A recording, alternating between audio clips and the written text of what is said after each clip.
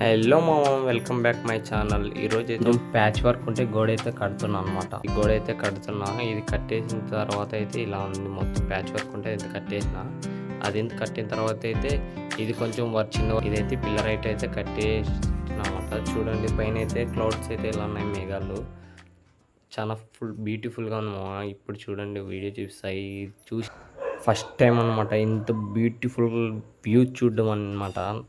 చూడడానికి మా అసలుకైతే ఎలా ఉందో, ఫుల్ క్లౌడ్స్తో అయితే నిండిపోయింది అనమాట. మొత్తం స్కై మొత్తం చూడ్డానికి వ్యూ అయితే అసలుకి చాలా బ్యూటిఫుల్గా ఉంది.